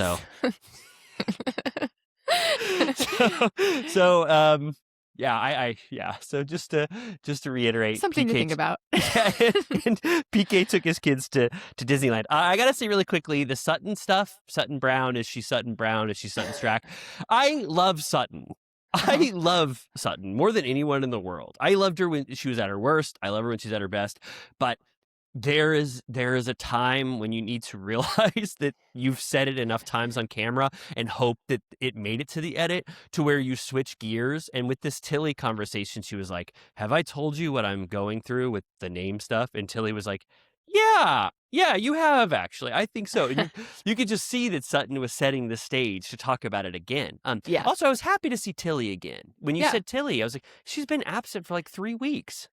She made her ass drive to Malibu for that conversation. Oh, I felt bad. I want Tilly to start talking about stuff. Like, she had to sit through Sutton Brown again. And then she goes, I want to remain Catholic in the eyes of the Catholic Church, so I might become a Brown. And Tilly was like, oh, you should do whatever you want. I mean, it's your name. I don't care. Yeah, it's unfortunate that that's her main storyline.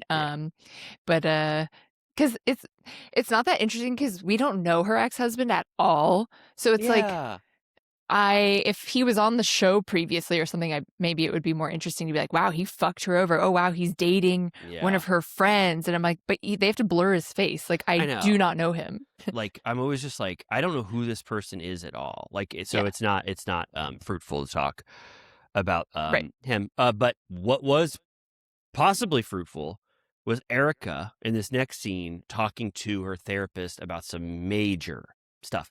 Yes. Oh my God. Oh, I feel it's so good. bad. I feel so bad for Erica. I can't get it out from my head. I need to be exercised of my goodwill towards Erica if it turns out that she's responsible in any way for personally defrauding these innocent people. But I just can't escape that I love Erica so much. Oh, yeah. I love her. Impactful scene. Yeah. I always say with the caveat, I know what she has done, even just beyond the Girardi shit. But what has she done besides Girardi?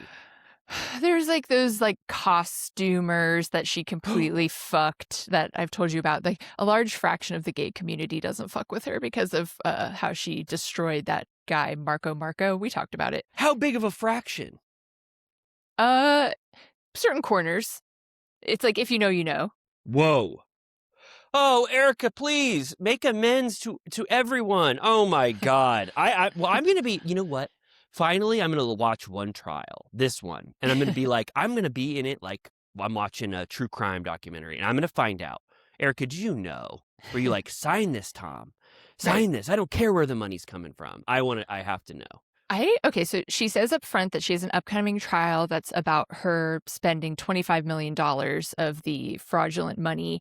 And then she also has a $10 million tax bill that Tom left her with. And I'm like, what is going to come of this? Like, that's an exorbitant amount of money, those two things combined. Like, no wonder she's like completely fraying, because what's going to happen? Well, first of all, I don't think anyone should have to take on the burden of someone else's taxes. It's a personal. If I die... That's why you got to think twice when you get married. No, but I don't think even married. I know, but that's how it is. So that's what you have to assume when you get married. I'm saying stop it. Stop it now. I am personally responsible for every horrible decision I make. If I create a lot of debt, try to take the money from my dead body. Sell my body and the clothes that I'm wearing in my coffin to get that back. She should not be subjected to Tom Girardi's tax bill ever for 1 second. And I shouldn't be responsible for someone in my family who was reckless with their spending. I'm not responsible for that. That's insane. Uncle Sam stops at no one. Uncle Sam, get it from my corpse. Come to my body like Nosferatu and resurrect me from the dead to get my money. That is insane. So the 10 millions, wipe it off the slate. I don't care about that money. 25 million, that's big. But see me in court. I you know what I mean? I'm fighting in court like hell for that 25 million. And it's are we really going to be on the side of the brokerage fee, or is it like the board of the lawyers that are suing for this money? Right, because it was like the pot of cash that was supposed to be the They knew. But I'm curious, I don't know how that, like, if she proves that does she have to prove that she didn't know, or does she have to prove that she didn't spend it? Prove I'm just like, prove that she didn't know. 5-word answers or less. I don't know what the hell Tom was doing. He just wrote me a check, and you can pry this money from my goddamn dead fingers. The lawyers want their money back. If you looked into them, they were probably all doing this embezzlement and horrible shit. They're just trying to make her look like a patsy for their corporate misdeeds, allegedly. So, Erica, fight like hell in that courtroom. Fight like hell. Okay, so she's very down in the dumps. She says, she's basically crying throughout this entire thing. I'm sure she's going to be pissed when she sees that her mascara was running. I'm like, you should have brought tissues. But she's like, the worst thing has happened. Like, what do you do when the worst has happened? And her therapist goes, well, really, the worst happened to Tom. He's rotting in prison, and you're not, at least. Yes. If you want to look at the bright side. But I'm like, well, the worst happened to him because he did it. Right. But still, one can argue about what degree of complicity she had, but he's the one that actually did it. Yes, but it's still true to look at that as an outcome and be like, this is better than that. I liked the reframing, especially at the end, which we'll get to. She talks about how Denise confided in her about the Aaron stuff. And then she tells her therapist about the decision to not call the police because of the shame of this. And because she didn't want to make it a bigger thing than it already was by getting the police involved. Yeah, she told the therapist says that when you originally told me, you totally brushed it off, and were kind of making it seem like not as big of a deal, or telling me that it happened as if it didn't happen to you, like it happened to someone else. And she was like, that's what I always do.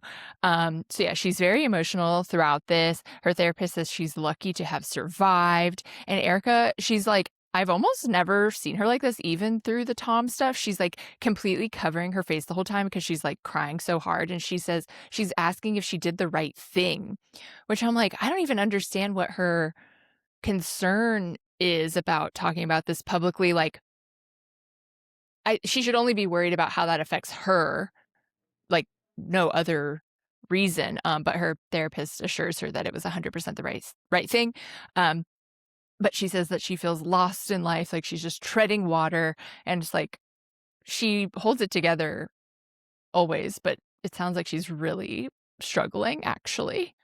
Yeah, that's what this conversation made me feel, that she's absolutely miserable, and that all the scenes where she's even trying to have fun are her pretending, because this all is just a horrible, horrible dark cloud over her head, which makes me appreciate the times where she's able to even be fun for a second, even though we see how much this weighs on her. And then the therapist says something beautiful. She says, I'm so guilty of this. We imagine a moment in time where the bills are paid, the laundry is done, every major stressor is out of the way. And Erica goes, yes. And she goes, there is no here. Meaning there's no place at the end of this where all of this is ever solved or done. It never happens. Life is about dealing with all of these things as they come, which I was like, yeah, but I was like, this is extenuating circumstances. This is like, besides like murder or like major illness, this is one of the most stressful things imaginable. Like, I feel like the average person doesn't have $25 million axe over their head. Yeah, but it's all I get the point. Yeah, it's But all in perspective, though. Like I'm never going to be in a situation where I'm even kind of like close to dealing with that's what you amounts. think.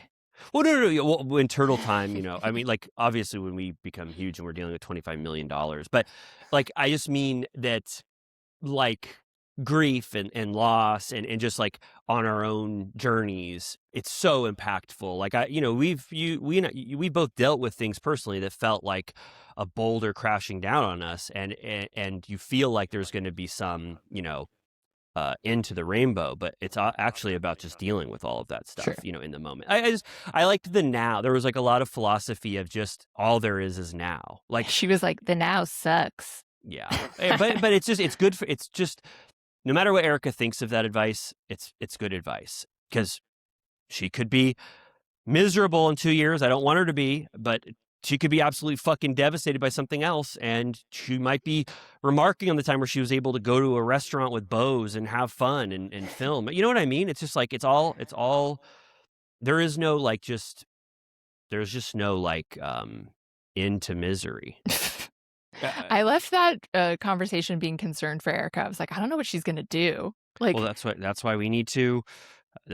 I just hope I don't know. I hope that she gets some grace, unless she has to account for horrible behavior in her relationship with Tom. And then I'm going to be singing a different tune if in that courtroom it's like she was signing over checks and she knew where it was coming from. Like I'll be like, that's fucked up, and there are repercussions for that kind of criminal right. behavior. But I don't know. It's hard for me to believe that Erica was doing stuff like that. But I've been wrong before. I could be wrong. I just don't get how it works if she doesn't own anything and they come down on her that she owes $25 million plus $10 million. I'm like, all right, where are you taking it from? Like, is it just like a payment plan that she just has to give some payment until she dies? Like, I don't get how that works if you get sued for an amount that you just frankly do not have. Yeah. And you don't have any assets. Money is so crazy. It's like, is it real?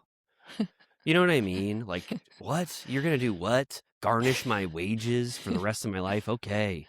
Have it. All right. Try to get your $25 million back. It's so ridiculous to me. But we'll see. I don't know either. But Erica, if you didn't do horrible stuff, I hope you find peace very soon. But know that that life is hard no matter what. And you're going to deal with shit for the rest of your life. Okay, Bose, Keely, everyone's going to dinner. This was a very awkward conversation. Very odd. Very odd. I'll go full blown. Keely's talking. It's not funny. Keely's talking to Bose, and there is a part where he's like, "So when we're done with this round of this process of egg retrieval, you're gonna probably want to break before you do it again. Is that right? Before the egg retrieval happens, a third time." And Bose says, and this whole conversation is happening with her daughter, which I found extra awkward because I didn't want either of them to say anything, or Keely mainly to say anything like too odd. But she was like, we're going to have a conversation if it doesn't work this time. That's going to be another bridge we're going to have to cross. Like, I'm not answering that question now. She goes, that'll introduce a lot of what ifs. And he goes, what ifs? And she's like, yeah, what ifs? And she goes, what if I can't give you a baby? And like, that's what you want. And he claims that he would still marry her and wants to call Lael his daughter or stepdaughter or whatever. And then he goes, but what if I lost my job or my source of income? Like, what if something like that were to happen? And she's like, huh? Yeah, it was, I felt just that Bose was just like the scene was already awkward and it was getting more awkward. And then the way they edited it, I was like, I don't know. I was just like, Keely was maybe off because he doesn't film a lot, but it was very like, it was kind of like pulling teeth, them talking to each other. And I was like, these are big questions. Like, I'm glad we got to see the firsthand real reactions to it. But also I was just like, this is like too big of a conversation to be having right in front of, Bose's daughter. And she was like, well, I'm glad to hear that you still want to marry me after I don't have children. And then he was like, well, I'm still going to try to make money. It was just if, I wanted to, not have any of my businesses anymore. And she was like, well, we're going to have a conversation if you don't make any money anymore and you don't do any of your businesses, that'll be something that we'll have to talk about in the future. I was like, who is this guy? It's really just not painting a great picture of their Yeah. relationship so far. That scene especially was kind of like, Yeah. that was I a know. little It's odd. like, I don't know. Hopefully he's not shady, but it was just weird. We go back to the Hamptons. Rachel's parents come and join them for a pre-dinner drink. They seem fun. She said they're very close. And they show, I liked all of the photos of her mom over time being like the most glamorous woman of all time. She said she's never seen her without makeup or not in a dress with jewelry. And she said her mom calls her the apple in her tree because it doesn't fall far. From yeah. Oh, I love that. She called her the apple from a tree, or the apple from my tree. It was great to see Rachel's parents. Did you like seeing them? I did. I've seen them before as a viewer of her old show, but no, that was fun. And then they get into a little bit. Her mom says, because they talk about Dorit and Kyle going through divorces, and Rachel's mom says that Roger isn't a bad person. And, Rachel's like, okay, but his behavior is not okay. And the mom's like, well, life happens, but doesn't mean he's a bad person. And then this episode is like pretty much the first time where we get actual emotion from Rachel about being sad about her divorce.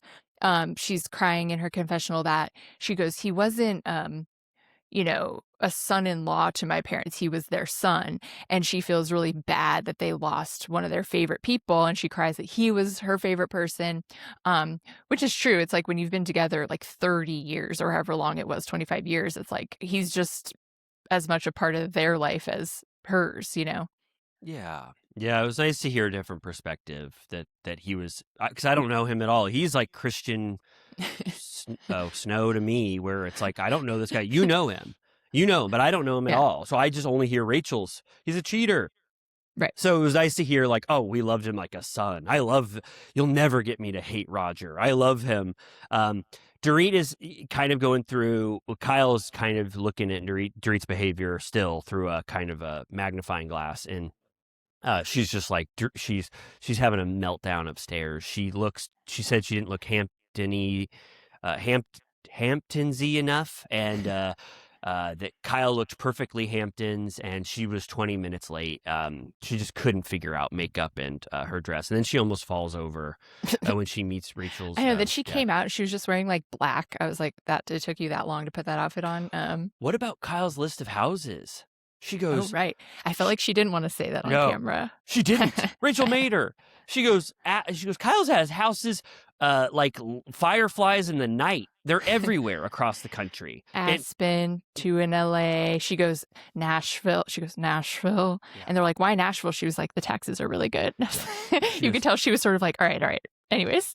She stopped talking about my investment property in Nashville. She goes, why the fuck do you live in Nashville? And she goes, investment property with low taxes.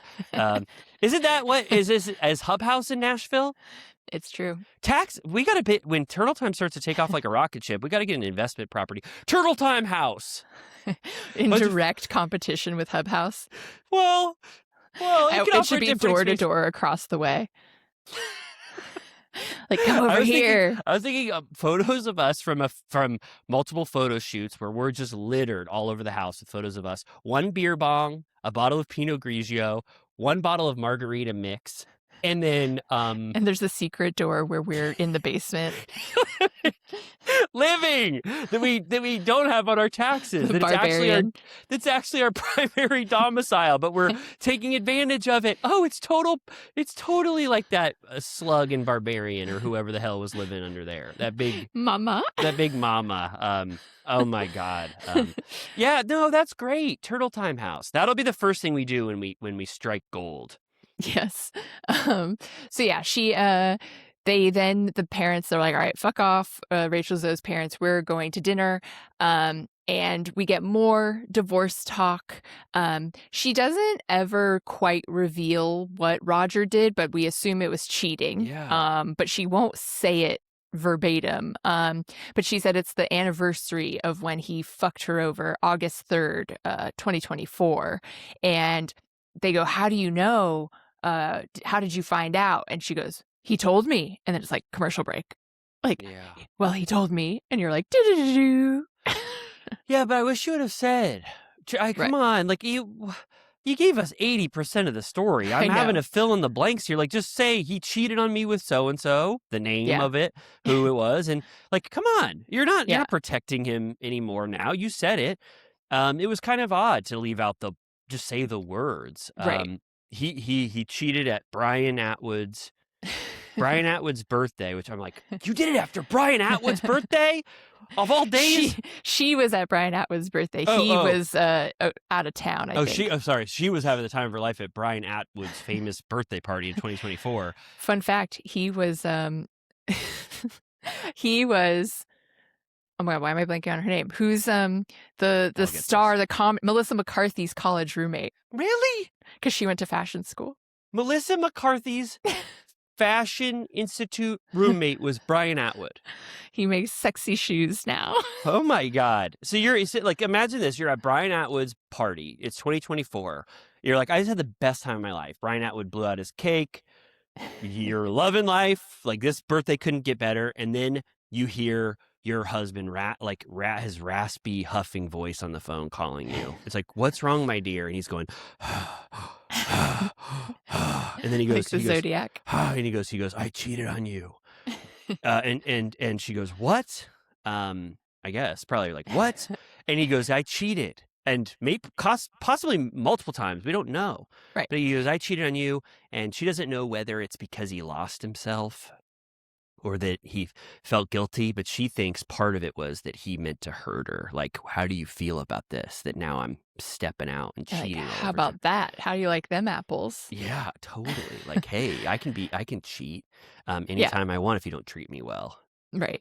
Yeah, she said that historically, she's never someone who looked at his phone. She was never worried at all. She said he has always been very secure up until the last 6 or 7 years. And she goes into their history because they've been together since she was like in her 20s, like I think since she was like 20. And she said that she would work 24/7. He was always like, go do whatever you need. He was never trying to hold her back. He didn't care, what she was doing. He was very supportive. And she goes a step further and says a story I've never heard before. She goes, right before they were engaged, she fooled around with a gorgeous male model, presumably after a photo shoot or something. Yeah. And she told him, and he, instead of being completely outraged and pissed and breaking up with her or whatever, he proposed the next day. Damn. Lit a fire under his ass. Yeah. And then they cut to Kyle's confessional and she's like, what the hell kind of story is that? She goes, that sets a horrible precedent. Like almost like she had it coming if that's how she was acting before they got engaged or something. And I was like, fuck off, Kyle. Huh. I agree with Kyle, actually. But I'm like, that's just her being honest and like that he loved her enough to be like, all right, well, let's seal the deal then. Yeah, I know. Yeah, but it's still great story. And they were married for like 25 years. Yeah, wonderful. But still, I fault, or not fault, but like I would be sort of taken aback if, my girlfriend of 4 years cheated on me with a male model. Like, well, sure. But like I'm just like, they were married for decades after that. So obviously it was like the right choice. I guess. But I don't know. I felt the same way as Kyle, where it's just like, why? Like, instead of rushing with the ring, like, hey, I got to buy a ring ASAP. My girlfriend just cheated on me with a male model. I'd be like, oh, let's talk about that. That's a big deal to me. That hurt my feelings, and I didn't want to be cheated on. So, like, I get why Kyle doesn't think that that's like a beautiful story. Well, I assume they did talk about it, but she gave us the short version of the story. Like, we were engaged immediately after. Right. Yeah. Yeah, I know. Yeah. I'm just saying, from the story that she told, I was like, I would be thinking kind of like, it. I was like, Kyle, like, everyone knows you got cheated on your whole marriage. Right. So she doesn't like cheating. Right. But I'm like, I think that Rachel Zoe's marriage had no cheating until the end, whereas Kyle's was they were rife together with for cheating. They were together 4 years before she made out with a male model, or maybe. Yeah. But then they were married for like 20 plus years after that. With cheating in it as well. at the end. Right. All right. I mean, I don't know. I mean, I don't know what else to say except I didn't think that was like I get why Kyle said that's kind of a weird story. I don't know. I found it to be judgmental. Okay. Well, all right. But I mean, different opinions, I guess, about that. So then, yeah, and then the end. What is it? It ends kind of like cheers. Thanks for coming to the Hamptons with me, everyone. Yes. Great. Thanks for spending a quarter of the season with just me, Dorit and Kyle. That was really nice of you to spend 4 episodes of the season with just me on my first season. They should be so lucky. What a relaxing break they got from the bullshit they would have to do if they were still in town. True. I still think of it as like a major power move on Rachel's part. I mean, I don't think that at all. I think that the show, that's what they want from her. Yeah, of course. She became a top tier cast member within 6 episodes. I just think it's remarkable. I think it's worth noting that Rachel was able to have that privilege of taking 2 cast members that are the major crux of the last season and this season, are the 2 warring center diamond holders, and she had them in her court. Yeah. For 3 episodes without the other cast members. And I get Erica's resentment probably about that decision. The other cast members being like, why the fuck didn't we get to go to Hamptons? It's just, I've seen enough of the formula of all of these shows to know that that's a remarkable thing that happened. And just in my opinion. Yeah. But just to me, maybe it's just to me. I did like when Kyle said, just to close out, I like when Kyle said that she was sitting next to somebody in first class or whatever. And the guy goes, he goes, read your napkin. He threw a napkin at her. And he goes, read your napkin. And she goes, huh? And he goes, read your napkin. And it said, do you want to shower with me in an airport? You can either go back to your family or shower with me in an airport, question It's like mark. a serial killer. I was like, when was this? Yeah, she said it was stained with a bunch of beer. She said it was soaking wet.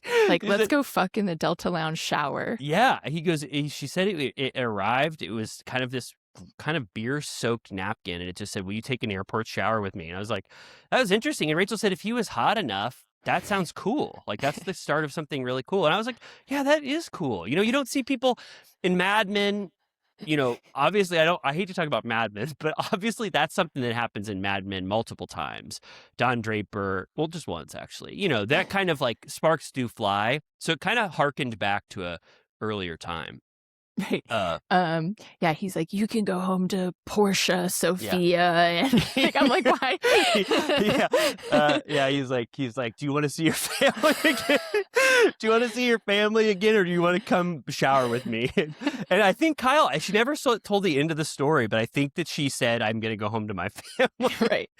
I know. I was like, when was this? Was this last year, or is this 20 years ago? Cool anecdote. Really interesting anecdote. I'm glad we got to hear Kyle for that. But next week we get to go to Italy. Like you said, Dorit's going to be rolling around like a animal in some sort of environment that they love to be in. Limoncello. Mamma mia. Por favore. She's going to be so in her element, and then she's going to hear from Bose that Kyle was talking shit yet again about her spending. She'll get pissed. Dorit will get pissed. If I know Dorit, she's going to get pissed. Yeah. I think it wasn't in this preview for next week, but on the Italy trip when I think Erica's had enough at one point and she was like, I'm sick of this shit, Dorit.